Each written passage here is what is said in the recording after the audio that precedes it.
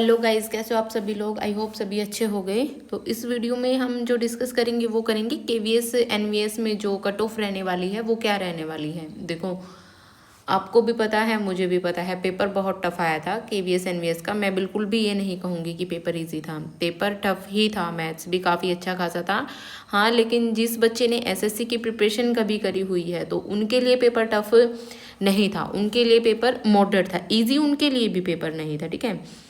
Reasoning भी अच्छी खासी थी और मैथ्स भी अच्छा खासा था और कंप्यूटर ठीक ठाक था। आसान नहीं कह सकते, देखो आप लोग तो सीएस बैकग्राउंड से हो तो आप लोगों को तो लगेगा ही, लेकिन जो नॉन सीएस बैकग्राउंड से है ना, उन लोगों के लिए कंप्यूटर भी टफ ही था, ठीक है।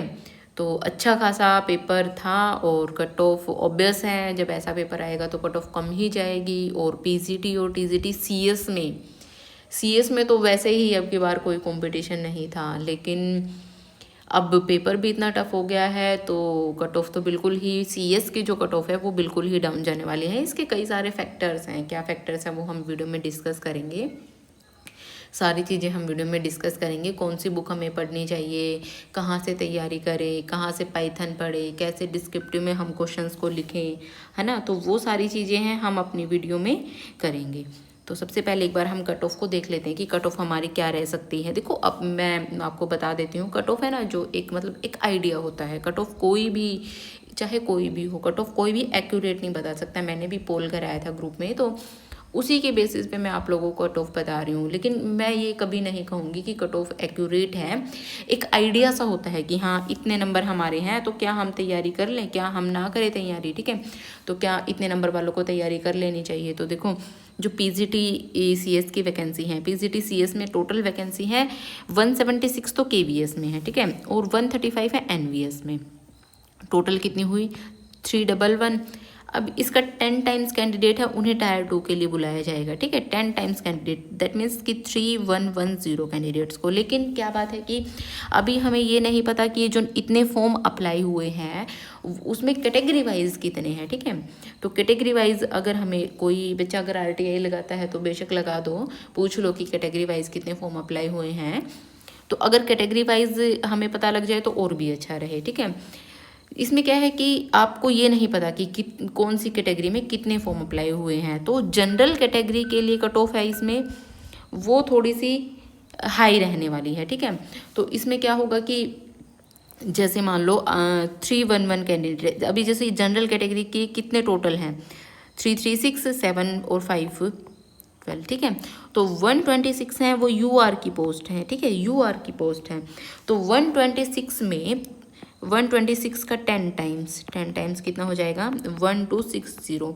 तो ये कैंडिडेट है, ये ओपन कैटेगरी है, ठीक है। ओपन कैटेगरी मीन्स कि सभी के लिए है, इसमें हर कोई आ सकता है, ठीक है। इसमें ईडब्ल्यूएस भी आ सकता है, एससी भी आ सकता है, एसटी भी आ सकता है, ये हर कोई आ सकता है इसमें, ठीक है। तो जनरल कैटेगरी की कट ऑफ ऑब्वियस और सभी से ज़्यादा रहेगी, लेकिन मुझे नहीं लगता कि सीएस की कट ऑफ बहुत ज़्यादा रहने वाली है, ठीक है। पीजीटी का पेपर और भी टफ था, टीजीटी का थोड़ा सा उससे ठीक था, लेकिन पीजीटी का पेपर और भी टफ था। तो मैं कहूँगी आपको जिसके भी 52 क्वेश्चन ठीक है, 52 प्लस क्वेश्चन आप लोगों के ठीक हैं, ठीक है।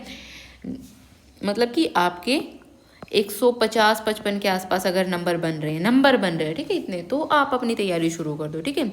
यूआर कैटेगरी में जिसके भी 150 से 155 के बीच में मार्क्स बन रहे हैं वो अपनी तैयारी शुरू कर दे भाई, क्योंकि कोई फ़ायदा नहीं है रिस्क लेने का। मतलब मैं तो नहीं कहूँगी कि आप लोग रिस्क लो, क्योंकि बहुत गोल्डन अपॉर्चुनिटी है इस बार। तो अच्छे से तैयारी करो। देन उसके बाद बात आएगी हमारी ओबीसी की। ओबीसी में कितनी पोस्ट है 47 तो केवीएस में 36 एनवीएस में है। तो यहाँ कितने कैंडिडेट्स को बुलाया जाएगा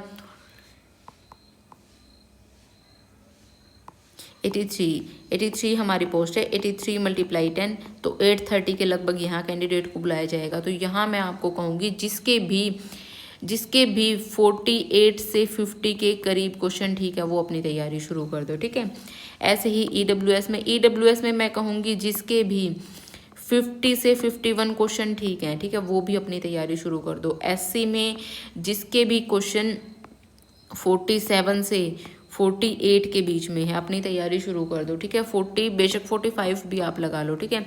आप लोग अपनी तैयारी शुरू कर दो। एसटी में 45 प्लस अपनी तैयारी शुरू कर सकते हैं, ठीक है।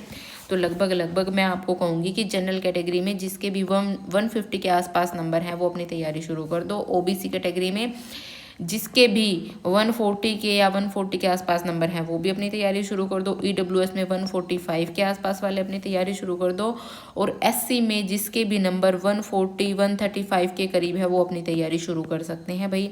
और एसटी में 130 वाले अपनी तैयारी शुरू कर दो। इतनी कम कट ऑफ, वही मैंने बताया है कि रीज़न है इस चीज़ का भी कि क्यों आप लोगों की कट ऑफ कम रहेगी, ठीक है। तो क्योंकि कंपटीशन बहुत इस बार कम है, ठीक है, क्योंकि बीएड वगैरह मैंडेटरी कर दी है तो बहुत कम कंपटीशन है, ठीक है। तो आप देखो बेशक से 9613 को जब आप 311 से डिवाइड करोगे तो अप्रोक्स आपको 7 एक पोस्ट पे 7 बच्चे का कंपटीशन है, ठीक है। तो बहुत बच्चे ऐसे भी होंगे जिन्होंने एग्ज़ाम ही नहीं दिया है, ठीक है।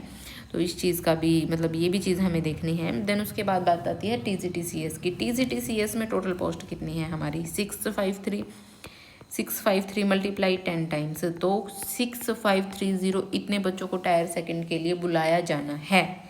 लेकिन हमारे फॉर्म तो सिर्फ इतने ही अप्लाई हुए हैं, 4407 अप्लाई हुए हैं फॉर्म। तो ऑब्वियस है कि 10 टाइम्स तो कैंडिडेट है ही नहीं। तो जितने भी लोग पेपर में अपीयर होंगे, क्योंकि KVS NVS में कोई ऐसा सीन नहीं था कि आपको कुछ क्वालिफाइंग क्राइटेरिया था, कुछ भी नहीं था। तो जितने भी कैंडिडेट ऑब्वियस है अपीयर हुए हैं तो वो सारे के सारे बुलाए ही जाएंगे। जनरल कैटेगरी के 2670 बच्चों को बुलाया जाएगा। ओबीसी के कैटेगरी के 1760, 650, 970, ठीक है, 480। तो जिसने पेपर दिया है आप लोग देखो टायर फर्स्ट के नंबर आपके मार्क्स काउंट नहीं होने हैं फाइनल के लिए, ठीक है। आपके सिर्फ सेकेंड टायर के और इंटरव्यू के मार्क्स काउंट होने हैं। तो आप लोग मतलब क्यों लाइटली ले रहे हो चीज़ों को। आप लोग अगर नहीं पढ़ोगे जिसके कम मार्क्स हैं, ठीक है, तो आप वैसे ही कंपटीशन में पीछे जा रहे हो। अगर आप पढ़ लोगे तो कहीं ना कहीं तो आप लोगों के काम ही आएगा, नहीं आएगी वो चीज़ कहीं। ये तो है नहीं कि वेस्ट चली जाएगी। आप लोग आज पाइथन पढ़ लोगे तो आगे भी ऑनगोइंग वैकेंसीज हैं, DT+B में वैकेंसीज आएंगी, है ना। तो आप लोग अपनी तैयारी शुरू करो, अच्छे से पढ़ो, रिजल्ट का वेट मत करो। आप लोग इतना आप लोगों को आइडिया लग चुका होगा कि हाँ TGT PGT CS में क्या है, ठीक है। TGT PGT CS में बिल्कुल ही कम कंपटीशन है। तो आप लोग अपनी अच्छे से तैयारी कर लो भाई, ठीक है। फालतू में चीज़ों में रिस्क लेने में कुछ फ़ायदा नहीं है, अपना ही नुकसान है उसमें, ठीक है। तो अच्छे से तैयारी करो।